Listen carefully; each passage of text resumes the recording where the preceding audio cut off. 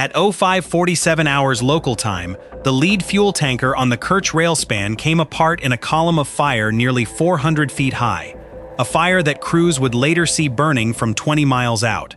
The drone that opened it had crossed close to 200 miles of darkness to reach that one car. And behind it, 7 more waited their turn. Diesel, packed artillery shells, and a Russian jamming detachment being rushed toward Crimea. Nearly $40 million of war material strung across 600 yards of steel above open water.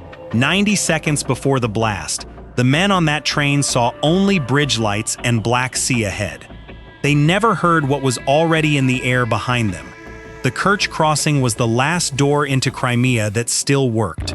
Ukraine had spent the summer taking the others apart, one span at a time, until the rail line over this bridge carried what the peninsula could not survive without: fuel for the tanks, shells for the guns, and now the electronic warfare system meant to shield Crimea from the next wave of drones. That was the irony loaded onto the tracks that morning. The one machine sent to stop the raids was riding straight into one, and it had nowhere else to go, because a bridge is a road with no exits. Inside the air defense bunkers, the shift read a clean picture. 7 contacts, 1 bearing, 1 lazy speed bracket, a small, slow, predictable attack heading for the bridge. Nothing behind it, nothing above it. The kind of raid a well-drilled crew knocks down before breakfast. They settled in to do exactly that. They were watching the wrong sky. 200 feet lower and 12 minutes back, 4 heavier drones were climbing through the dark, still under the radar horizon. 8 minutes behind those, 6 more skimmed the water so close their shadows touched it. The 7 contacts on the screen were never the attack. They were the bait, sent to be seen, sent to be shot at, sent to make a professional crew feel like they were winning. And on the tracks, the train rolled forward onto the span, past the point where it could ever back off. Every car committed, every ton of it now sitting still over the water. The Russians thought they were shooting down a raid. What they were actually doing was spending their missiles, one by one, on the only part of the plan that was supposed to die out there. The real attack hadn't shown itself yet. When it did, the system built to save Crimea would already be burning on the bridge it was crossing. A Nebo-M early warning radar caught the first wave far out, a multi-band array built to pull low, faint targets out of the noise, and it did its job, tagging the 7 contacts near 100 miles from the coast and pushing the alert across the whole defense network. 7 returns, 1 heading, 1 speed. To the operators it read as the entire attack, cleanly drawn. What the screen could not show was the 4 heavier drones 12 minutes back, still tucked below the radar horizon, or the 6 more skimming the water another 8 minutes behind them. The radar saw what it was shaped to see and reported it as the truth. The S-400 Triumf fired first, the outer ring, Russia's longest reach, a system that can hold hundreds of tracks and strike dozens at once. Its 48 N6 interceptor took the lead FP1 at roughly 40 miles out. The drone came apart over open water. 4 seconds later, a second interceptor killed the next one. Here is the thing. The crew understood that the panic never captures. The S-400 could have killed all 7. It chose not to. Every interceptor spent on a $200 drone is one that isn't there when something that actually matters arrives. So the battery held its magazine and kept scanning. 2 kills banked, 5 cheap drones still boring in, and every one of them still stealing radar time the crew couldn't get back. Run the clock on a single one of those engagements, and the arithmetic turns uncomfortable. From the instant the radar settles on a new low-flying contact, the crew has to confirm the track, decide what it is, pass it to fire control, and launch. Call it 15 seconds of careful work against a target that isn't flying like anything they drilled against. In those 15 seconds, an FP1 crosses better than half a mile of sky. Tolerable. When the contacts are slow and there are only a handful of them. But each of those 15-second cycles is 15 seconds the radar's attention is pinned to one disposable drone, and buying those seconds by the fistful was the entire job the 7 had been sent to do. The battery wasn't losing. It was being billed. One interceptor, one attention cycle at a time, and the bill would come due the moment the real wave arrived to find the magazine already lighter. That was the trap working exactly as drawn. The FP1s weren't there to hit the bridge. They were there to make a disciplined crew spend attention. And the next layer down had a weakness the second wave was built to find.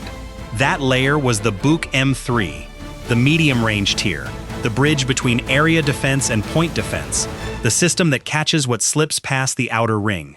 On paper, it is fast and it is lethal. Its 9M317M missile accelerates past Mach 4.5, and it swatted an FP1 out of the sky at 19 miles without trouble. But the Buk carries a bottleneck that no spec sheet lists. Every time a genuinely new kind of target appears, a different size, a different speed, a different flight profile, the fire control software has to stop and reclassify it before it can assign a shot.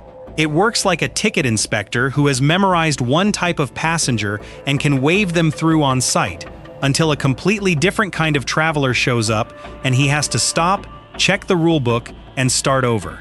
Against one family of drones, that pause is invisible. Against 3 families arriving back-to-back, each reset costs somewhere between 8 and 12 seconds, and those seconds stack. Do the arithmetic the way the drones did. In the 8 to 12 seconds the Buk spent relearning what it was looking at. A drone closing at low altitude covered better than half a mile of ground. Every reclassification wasn't just lost time, it was lost distance. A corridor of airspace handed, free of charge, to whatever came next. And something was already coming next. On paper, Russia was winning. 5 of the 7 FP1s were down. The outer ring, the medium layer, the jammers, and the point defense had each taken a piece, and the bridge still stood, untouched. It looked like a clean defense.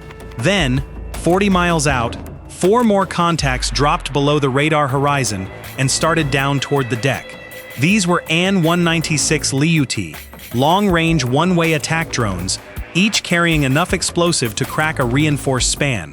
Where the FP1s had been the picture, the Lyutyy were the blow. The network saw them arrive, but what it saw was a fresh set of targets demanding immediate reclassification. Bigger returns, different speeds, and the Buk's processor began its count again from 0. The S-400, its magazine lighter now, killed one at 23 miles.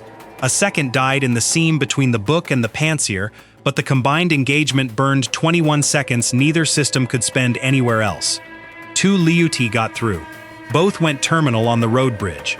The first warhead buckled the girders and sheared the span off its bearings. The second cracked the deck along its main stress line 4 seconds later, and a full section dropped into the Kerch Strait, trailing white dust into the water 50 feet below. The road bridge was finished. But the rail span beside it still stood, and the train was still on it. Fuel, shells, and the jamming detachment, all riding the only crossing left standing. The road was gone, the train was next, and the last wave wasn't going to come. At one point the defense could cover. It was going to come at 3. 6 UJ-26 Beaver drones came in low off the water, and instead of massing on a single aim point, they split into 3 pairs. One peeling toward the fuel tankers up front, one toward the sealed ammunition cars in the middle, one toward the rear. For the first time all night, the defense could not face one threat. It had to be in 3 places at once, and it wasn't built for that. The R-330Zh Zhitel, a mobile jamming complex that hunts a drone's navigation link and drowns it, had already killed one drone earlier by breaking its GPS fix. But the Zhitel has a hard ceiling. It can jam one navigation architecture at a time. It's a locksmith with a single master key. Standing in front of 3 different locks, he can open one and the other 2 simply swing past him. The FP1 used one guidance scheme, the Lyutyy another, the Beaver a third. Each needed a different jamming profile. The Zhitel found one Beaver's correction signal and drifted it into the water short of the bridge. That was the ceiling, not the floor. 2 out of 17 was all it would ever get. The point defense layers did better, but ran into their own limit. A Tor M2 caught a Beaver at 4 miles with a 9M331 that closed the gap in 3 seconds flat, and took a second one moments later. A Pantsir S1 shredded a third with its autocannon at 800 yards. But every one of those systems defends a radius, not a line, a circle of sky drawn around a single point, and the train stretched across more than 500 yards of track. Each system held the piece of sky it could reach. The rest was open, 3 Beavers went into the gaps, and each one had already been given a different car to kill. The first struck the lead fuel tanker. The warhead punched through the cylindrical shell and detonated inside the liquid mass, and the tanker didn't burst. It opened. Diesel erupted through the breach, caught fire on contact with the detonation's heat, and poured burning across the flatbed. The next shell down the line began soaking up radiated heat, its own load edging toward flashpoint. Within 90 seconds, a second tanker was alight, then a third, the fire crawling forward along the coupling chain like it was reading the manifest. 7 cars would burn before the progression slowed. Not because the fuel ran out, but because the forward tankers rode heavier insulation and less volatile loads. The second Beaver breached a sealed ammunition car in the middle of the train. The warhead opened the steel wall and set the wooden packing crates burning from the inside, and the propellant charges caught first, a sharp, accelerating burn that drove the temperature inside the car past the point where brass casings begin to fail. The first cook-off came 40 seconds after impact. A low concussive thump, then another, then the roof panel blowing outward and throwing fragments into the neighboring car. A second ammunition wagon started burning from the outside in, and now the chain had 2 engines driving it, one at each end of the train. The third Beaver hit the rear, where the Lyutyy command vehicle rode secured for transport. Its fuel supply went up first, then the generator's diesel tank, then the communications terminals, and the folded antenna mast. On the car behind it, 3 Orlan 10 drones in their molded transit crates caught fire. Airframes, motors, batteries, and optics, all composite and polymer, all burning fast and toxic. The jamming detachment sent to shield Crimea from the next raid was disintegrating mid-crossing, before it had traveled far enough to unfold a single antenna. The locomotive's brakes engaged and the train stopped, and stopping made it worse. Now the burning tankers, the cooking ammunition, and the smoldering electronic warfare wreckage sat motionless over open water, rail beneath them soaking up the heat, with no crew able to approach while the shells were still going off, and no fire response able to reach the middle while both ends burned. The rail line that had survived the structural attack was now sealed by 600 yards of fire that no one could get near. By the numbers, Russia had a good night. 10 of 17 drones were down. The S-400 killed at long range, the Buk M3 in the middle, the Tor M2 and Pantsir S1 at close guard, the Zhitel by breaking a link. Every layer took its piece, and a 59% kill rate is a number most air defense commanders would sign for. On the after-action slide, it reads like a win. The problem is that the 7 drones that got through weren't the ones the rate was measuring. 2 FP-1s spent themselves shaping the picture. 2 Lyutyy broke the road bridge and dropped a span into the strait. 3 Beavers burned the fuel, cooked off the ammunition, and gutted the electronic warfare detachment, being rushed to save the peninsula. 7 drones, 7 jobs, and everyone connected. That is the part that should worry the people reading the slide. This wasn't a defense that failed for lack of hardware. 6 layers stood over that crossing, and the first interceptor left the rail 63 kilometers out. It failed because 17 drones arrived as 3 different families in 3 separate waves, and a layered defense is built to stop things coming at a point, not to solve 3 problems wearing 3 different faces at the same moment. The system had to reclassify 3 times. It had to choose between covering the bridge and covering the train. It had to hold 500 yards of open rail with weapons designed to guard a single spot on a map. Every one of those choices was rational. Every one of them left something uncovered, and the attack had been designed, from the first decoy to the last Beaver, to make sure the uncovered thing was always the one that mattered. Strategically, the damage runs deeper than 1 bridge and 1 train. Ukraine spent the summer turning Crimea into an island, taking the land routes apart span by span until the rail line over Kerch was carrying what the peninsula couldn't live without. Burning the train on that line doesn't just destroy a night's cargo, it turns the last working artery into a 600-yard obstacle that can't be cleared while it's still detonating. And the cruelest line in the manifest was the jamming detachment, the one asset that might have blunted the next raid, gone before it ever reached the fight it was built for, which is the lesson the whole night was written to teach. Layered air defense assumes the enemy comes as one problem you can rank and solve in order. Send it 3 problems at once, each one cheap, each one wearing a different face, and the ranking itself becomes the weakness. Because while the system decides which threat matters most, the others simply keep flying. Somewhere down another rail line tonight, another train is loading for the front. Its manifest probably doesn't list a jammer.